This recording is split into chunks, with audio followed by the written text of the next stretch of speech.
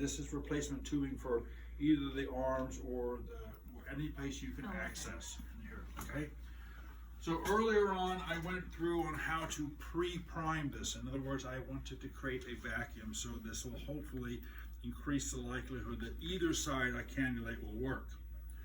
So I'm going to use our trusty distill. You don't have one that's open already? Just use this one? Oh, I think it was all in there.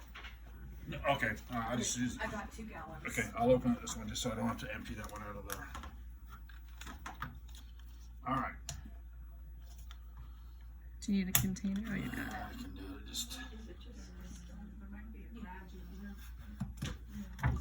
Okay.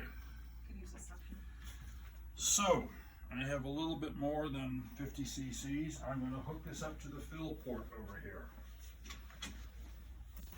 Move her arm out of the way so we can have access. And there's a cap on the drain, and there's not one on. I'm not on the fill, but I take the cap off just in case any air wants to come out. Thank you. Do these all have little marks on There them? are labels on them. They're hard to see. And there's a picture in the user guide. So, oh, let me do this.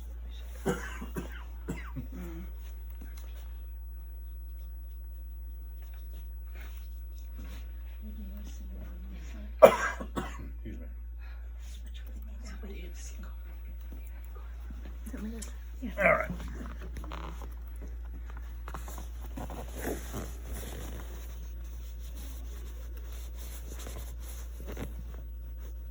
Okay.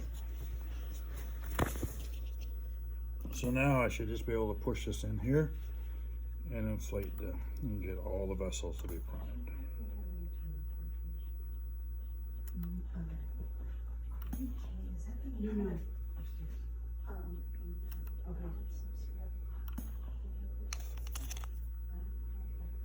Okay, now I don't need to have the cap off, and it didn't leak, so I'm going to cap it over here.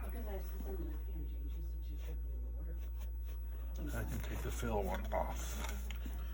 Okay, so in theory, we should be primed on both sides. Now, you have the catheter, or catheters. Well, I mean, I still have enough upstairs.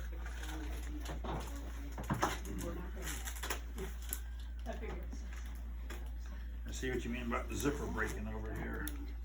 Let's see if it doesn't seem to want to catch. It's very touchy.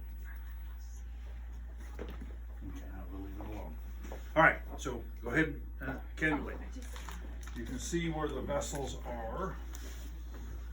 So here, so it's kind of an S shape here. So just in here or there. Yep. Is there one or two that are preferred to use? Take it off. You mean the vessels? Mm-hmm. I just use anywhere along here really to use. The trick is you have to imagine you're going through two surfaces. You're going through her skin and you're going through that rubber tubing. So it's going to have a little bit of a different feel. So keep your angle up a little bit longer than you probably would. Like that, Becky? Yep. Go, yep. Up higher? No. Like you were, for about 30 degrees is good. Now drop your angle and advance and see if you, okay, perfect. And let's see if we get fluid return. Yeah. There you go. Oh, cool. Okay. Oh. There you go. So you let this come out if you want. That's awesome. Okay, people, IVs are not my strong suit. It's okay, she's got good veins. Thanks, I just stuck them on your desk. You know I'm not in any hurry. Beautiful. Now again, she holds about 200 cc's before you need to hook up to the drain. If you had an infusion running or you couldn't get fluid to go in there, it very likely has, because the fluid there has nowhere to go. Now, as far as, go ahead, you can apply that. As far as sticking to her skin, you'll find that this Tegaderm isn't the best for it.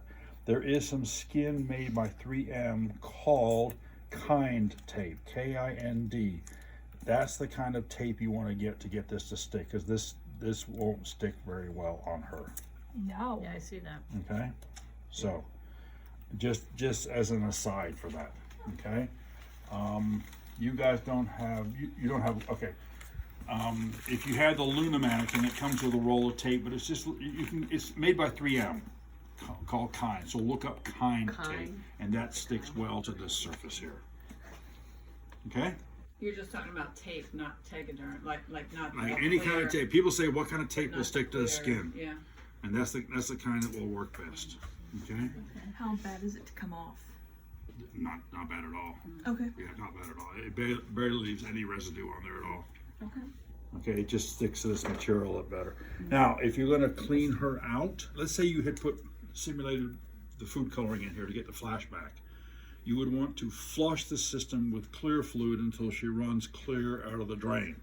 So in other words, just push fluid through here, put clear fluid through the fill port until the drain port runs clear.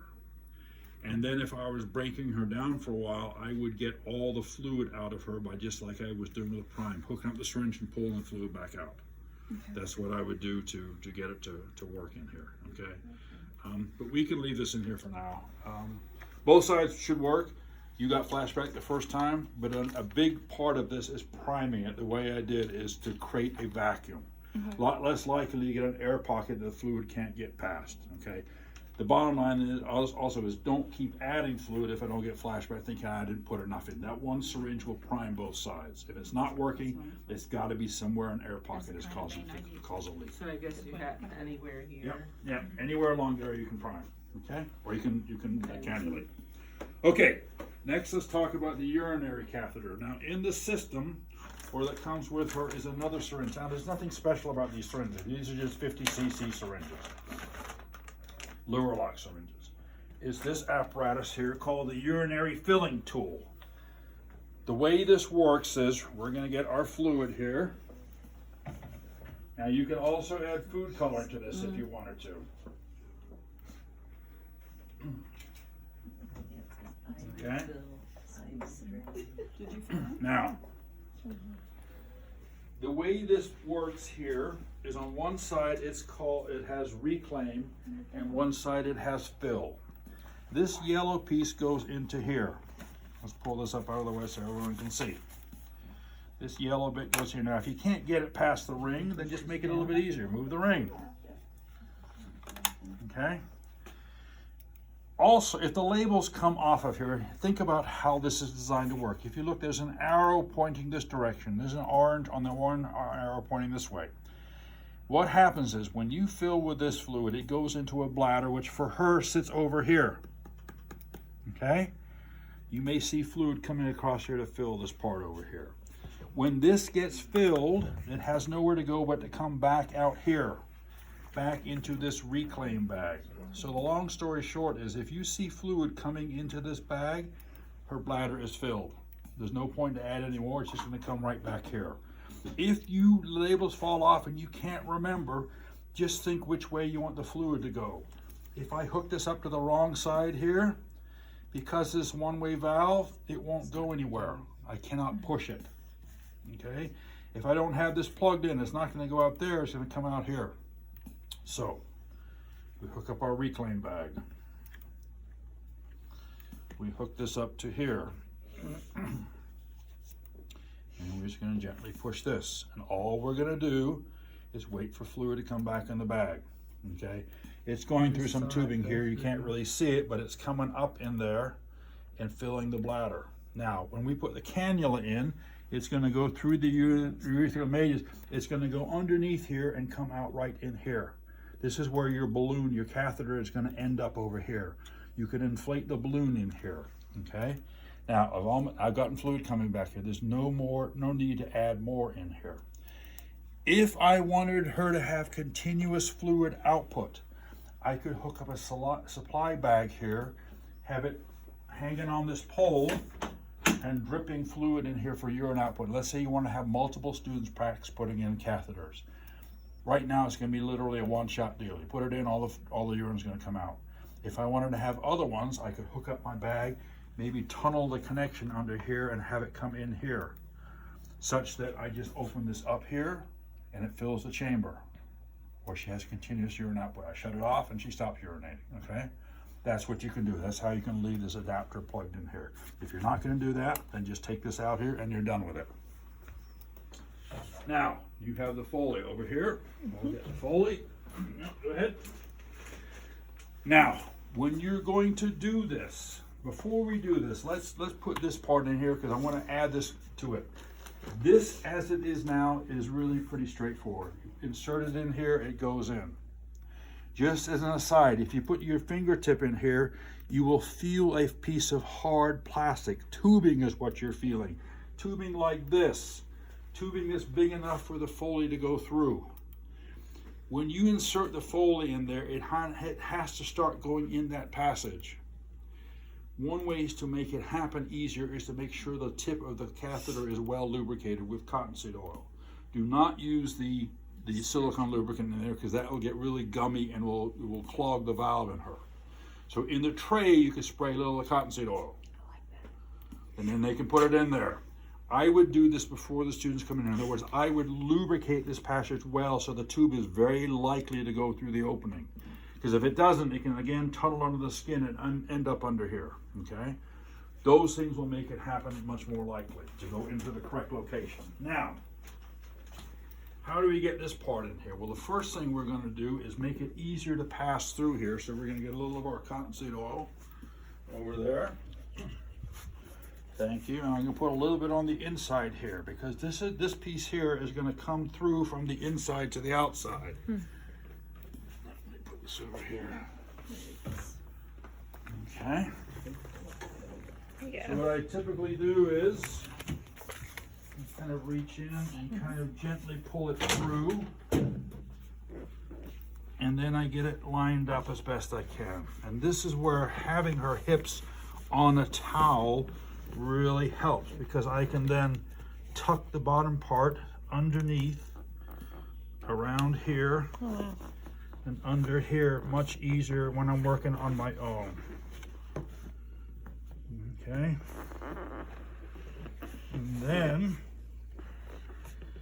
I will try to make it look as pretty as possible. Pull that in there, pull that in like that, okay? The last piece I will do is I will make sure that the meatus for this one overlies the other one, such that it will go through. Sometimes you may have to push this down a little bit such that it lines up properly. Okay? Now I should be able to do it. What was the purpose of this extra anatomy again? Well, we're going to transition into the prepartum configuration. Okay? Okay. So in other words, as an aside here, in the kit, find me the 4 centimeters cervix. Okay, nothing magical about this one. This is one of the ones that everybody gets. So in the scenario when we do eclampsia, it calls for this one. But there is nothing in here that will know that if you have the 5 instead of the 4, or the 3 instead of the 4, okay? Just going through what it will tell you. It will tell you to load the 4 centimeter static cervix. Now this one, obviously being a circle here, doesn't make a difference to the orientation. But as I mentioned, if you have one with an os on here, the arrow here will align with the arrow that's right in here. If you want to, that's where the arrow is right there, where my finger is. It's hard to see against in the dark area, but there's an arrow right there. So you would line this up here, and then you will put this in there like that. Now, if I did a manual examination here, I could pop this cervix out. So in the kit here, there are 2 pieces. There is this, and there should be another one. Looks like a big horseshoe.